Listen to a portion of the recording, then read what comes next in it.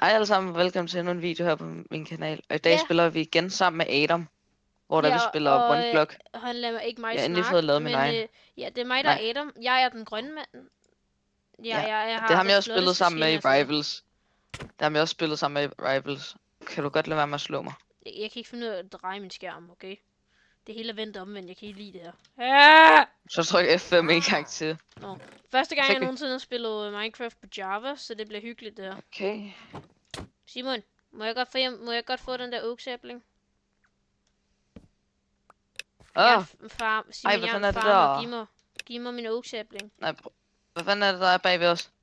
Når den opgraderer. Jamen, kan du ikke godt se de der sorte partikler? Jo.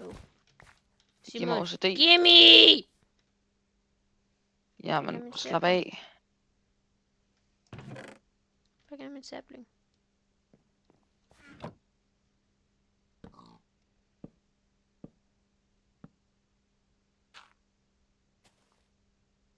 Yay, sapling!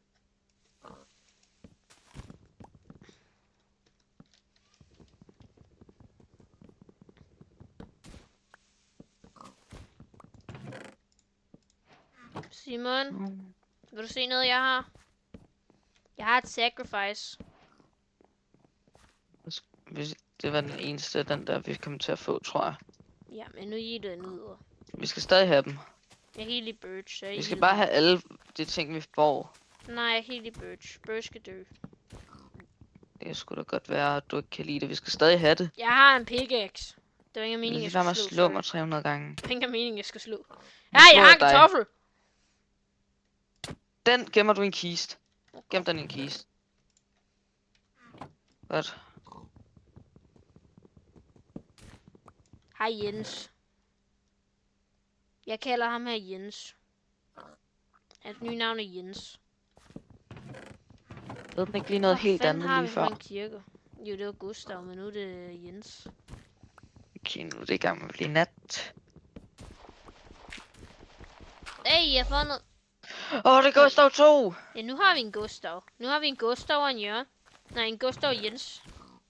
Vent. Ja, jeg er dårligt til navn. Nå, men se jer, hvis vi får en tredje, ikke også? Så drop nogle navne til en gris nede i kommentarerne, ikke også? Ja, det synes jeg også. Og så husk at like og subscribe, hvis I vil se mere OneBlock, Skyblock og alt det der. Det kommer vi i hvert fald til. Vi læder. kommer nok også til at lave en Hey, skyblock. jeg fandt en sapling. Nice. Så der skal være minimum på 3 væk fra hinanden, men jeg har ikke nogen... 4. Bare lave nogle slabs ud af noget træ.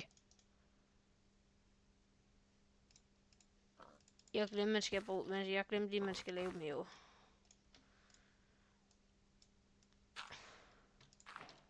Sådan. Ja. De skal være minimum 4 væk fra hinanden, sagde du? Ja. Ah! Hurtigst. Jeg faldt ud over. Det var dumt. Så er vi ikke længere noget sapling. Men hey, jeg har en skål. Jeg ved ikke hvorfor, men jeg har en skål.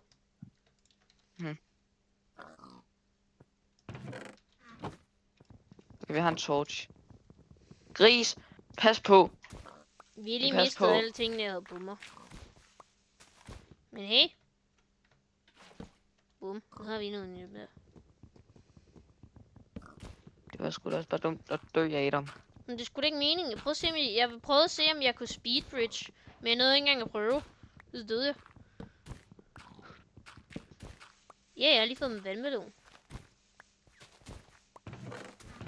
Vil nogen hoe? Nej, men vi har vandmelon og græsker. Godt, så craft der bare lige en hoe. Altså, hvis der også gerne vil se mig spille April Fools updaten sammen med Adam. Og Adam spille April Fools updaten sammen med mig. Ja. Okay, se jer. Nu gror der okay, kartofler. måske, I må også gerne droppe et navn til vores får. Ja, kan vi gro vandmeloner? Så skal du lige, så skal du putte vandmelonen op i din crafting bar. Ja. Gør det. Så er det, at jeg lige... Jeg har 4 seeds. Vi kan også gro græsker. Ja. Skal vi gro græsker? Nej, vi skal lade være med at gøre det sådan herhenne. Vi skal gøre det ude ved... Okay, når man hugger et vandmelon seed, så får man dæk igen. Godt, lad være med at hugge dem. Men får ikke seeds tilbage, hvis du ikke det? Jo, man får wheat seeds tilbage, man får kartofler, man får gulerødder, man får rødbede seeds tilbage. Det gør man ikke i Bedrock. Whee. Ja, bedrock, det er også bare køgt. Det er bugrock. Hey, jeg har fået mere vandmelon, så er det lige meget. Okay. Smid det der birch ud over.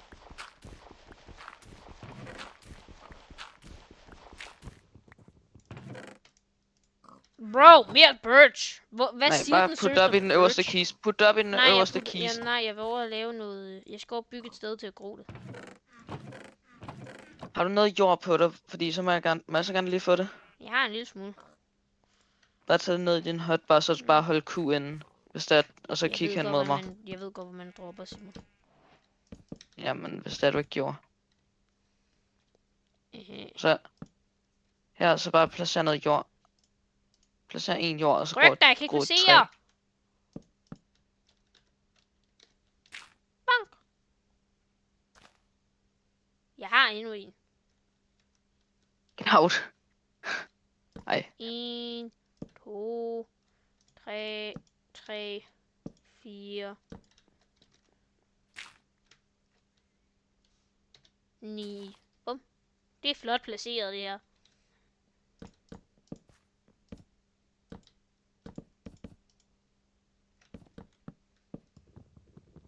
Det kan være, at jeg fjerner den her med skovl.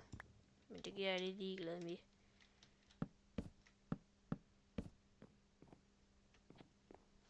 Jeg har claybolde. Yay. Hold nu helt fast, men vi er mange chestes. Yep. Simon? Hvordan sidder de her to chestes ikke sammen? Simon?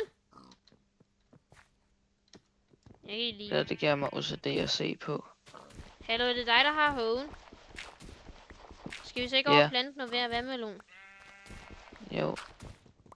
Godt, så gør du det bare.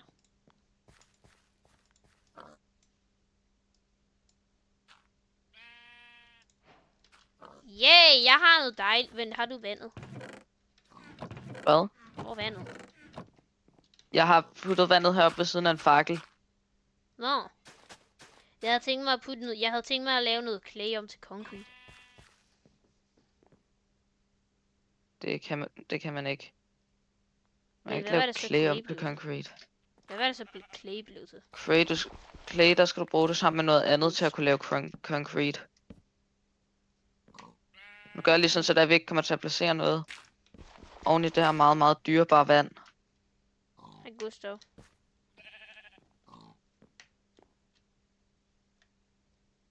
Flint. En steel. Nej, vi har kun flint. Nå. Hvorfor får vi så meget vandmelon? Et godt spørgsmål. Den der gris vil meget gerne have vores vandmelon. Okay, du siger det. Nu har jeg 30 vandmelon. Hvorfor skulle du lige sige det? Nu har jeg 36 stykker vandmelon. Du skulle lige sige, at vi fik meget vandmelon, ikke også? Det er meget mærkeligt, for jeg har faktisk ikke mistet noget som helst sådan føde nu. Det har jeg. Det har jeg ikke. Jeg var fuld føde. Det er ikke bare mad. Ja, no.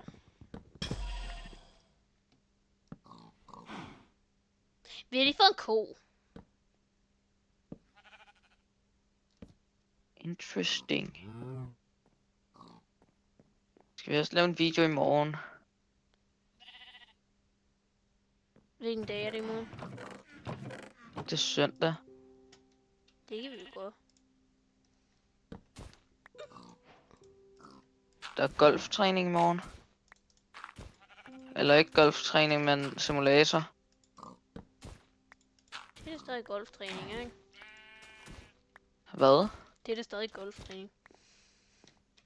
Ikke rigtigt. Ja.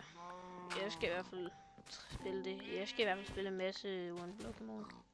Eller i hvert fald bare Minecraft. Og 2 birch træer til. Blæh. Men hvad der sker med de her 2 saplings, jeg havde her? Tror du... Nå, Det må du dem tage. havde jeg taget på mig. Jeg ligger noget vandmelon ind. Jeg ligger også en skål lidt. Inventory er tom, vi ses. Hvor dræber du dig selv? Jeg vil se, jeg synes jeg kunne se et eller andet dernede. Jeg kunne ikke se det. Men hey, nu har vi en ekstra skål. Nu har vi 2 skål. Finder mig aldrig.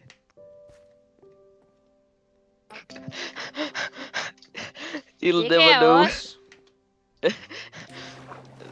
Vi kan ikke engang komme op igen. Hallo. Eller jeg er blokeret oven i toppen. Ah!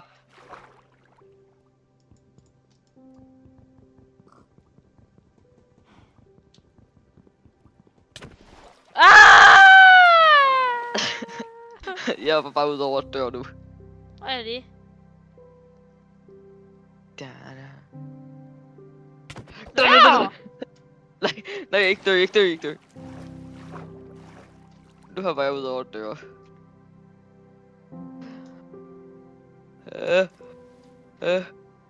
Ah.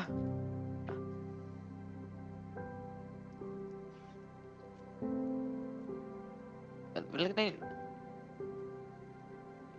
Jeg er på minus 64. Damn. Minus 65. Find nogle diamonds.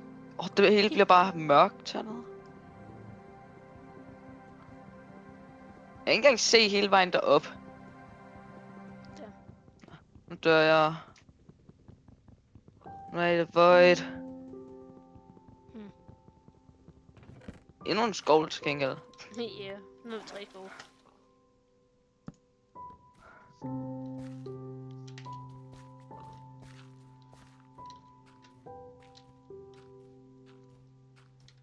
Nå, men nu er jeg oppe igen. Halløj. Hallo. Lad være med at dræbe mig, please. Jeg stjal bare lige din dirt. Værsgo. Så kigger jeg lige på, hvad vi har. Her tænker jeg, at vi skal bygge en farm. Bro, hvad har vi herovre? Ah! Nå nej, det er en farm til Jeg blev dyrene. skubbet ud over igen. En gris skubbede mig. Gustav skubbede mig. Så det heldig ud over mappet. How bad can I be? Simon, hvad spørger du? Simon, jeg blev lige skubbet ud over mappet Okay, af en fucking hvad gris. kom der herind? I'm feeling... Hvorfor fanden teleporterede folk bare ind i det der kål? Redemption. Ja, Det er bare mig. Hvor fanden lige været Simon D? Simon, det er ikke livet. Sebastian, du skal lige høre nogle ting, okay? Og så, hvad fanden sker der lige for, at du kommer på 4 minutter efter, jeg kommer på?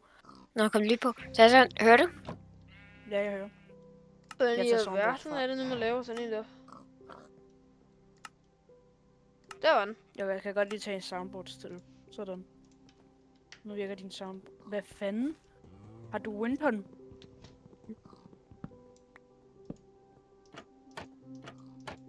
Simon?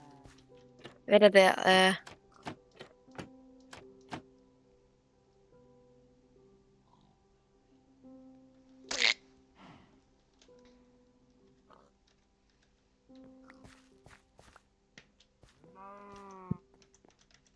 Nå, lige meget.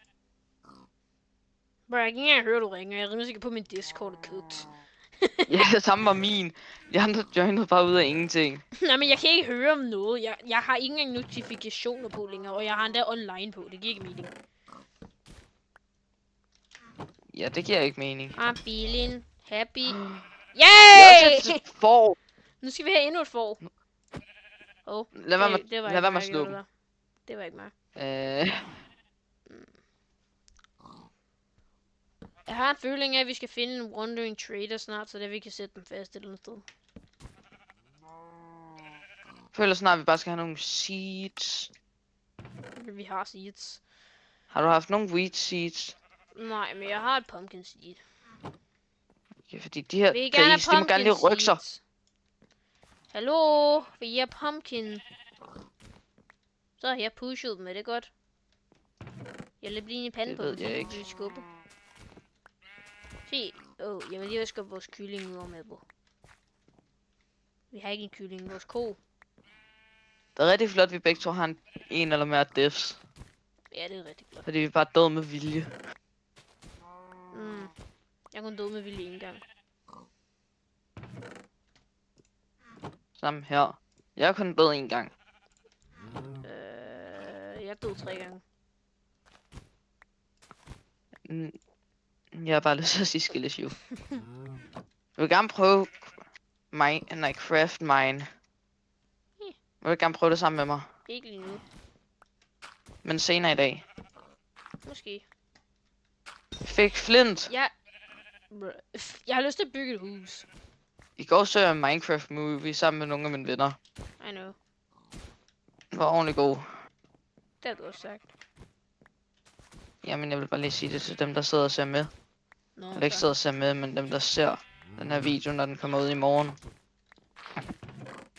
Det skulle jo rigtig være en spand.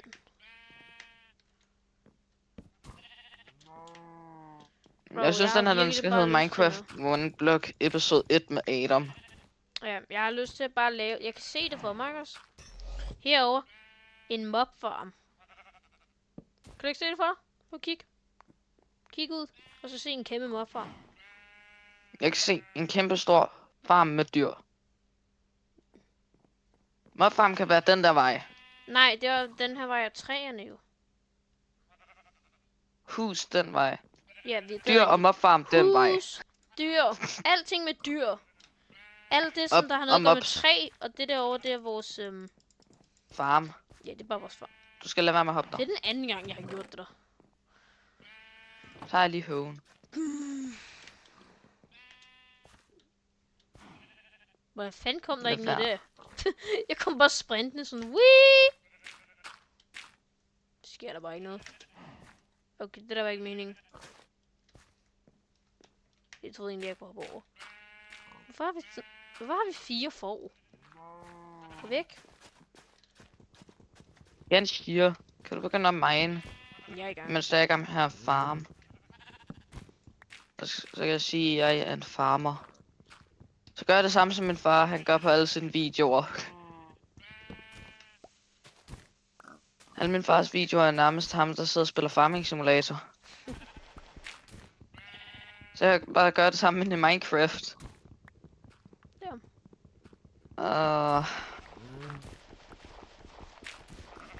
Det er bare ikke sjovt.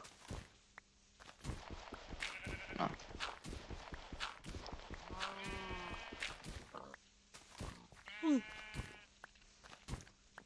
Jeg er træt i dag. Hey, vi fik 2 kyllinger! Jeg havde delt mig også træt på grund af, hvornår det er, vi begyndte at spille golf. Vi har 2 grise, 4 får, 2 kyllinger og en ko. Ja, og Faktisk vi har har vi brug 3 for at få køer. noget med dyr. Nej, heller, vi har 2 køer og en idiot. Hvem er det? Er det mig eller Adam? Skriv det ned i kommentarerne. Ja, skriv under hvem.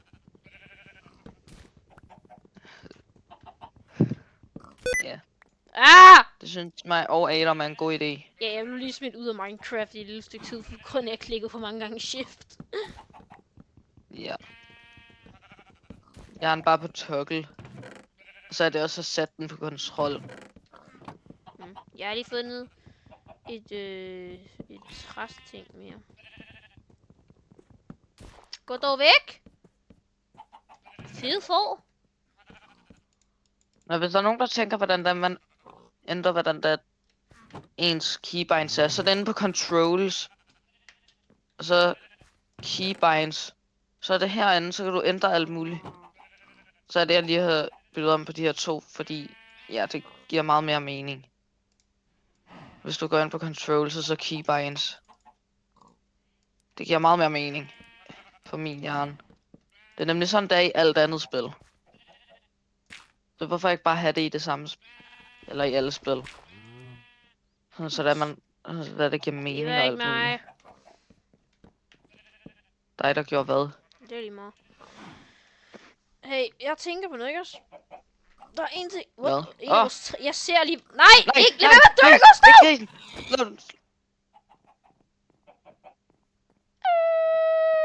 Alle dyr væk fra træerne. Væk fra træerne. Træerne er morder. Okay, Ja, væk fra Kan træerne. vi godt putte et eller andet, så det er, at de får ikke bare kravle over? Kan du godt lige placere eller noget? Nej, jeg gør det. Og så putter jeg ned der. Så, nu kan de ikke komme over. Det. Er det ikke en god idé? Hvorfor har Ja, hun en af vores ting døde. Ja, men det mindste kan jeg æde ham.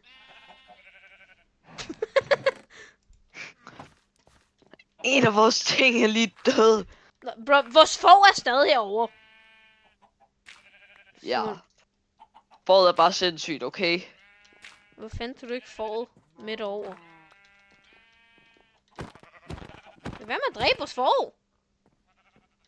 Hvad fanden laver du? Vi har alligevel for mange af dem. Fair. Vi har kun én gris tilbage. Ja, nu har vi kun Jesper. Det er ikke godt, det der. Vi havde ikke engang Jesper, vi har kun Gustav tilbage nu. Nej.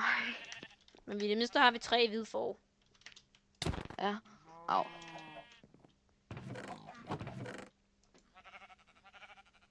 Hvorfor har vi 4 skovle? Fordi vi døde alt for mange gange.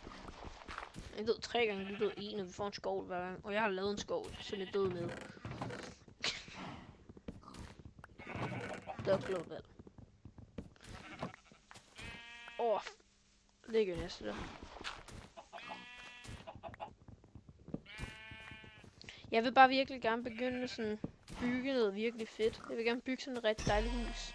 Og vi fik Men hvornår tænker du, at vores video skal stoppe? Tænker du ikke, den snart skal stoppe sådan her omkring? hvor lang er den der? Den er 21 minutter 22. Kan vi ikke lave den længere? Hvis det er, kan vi bare dele den op til et par videoer.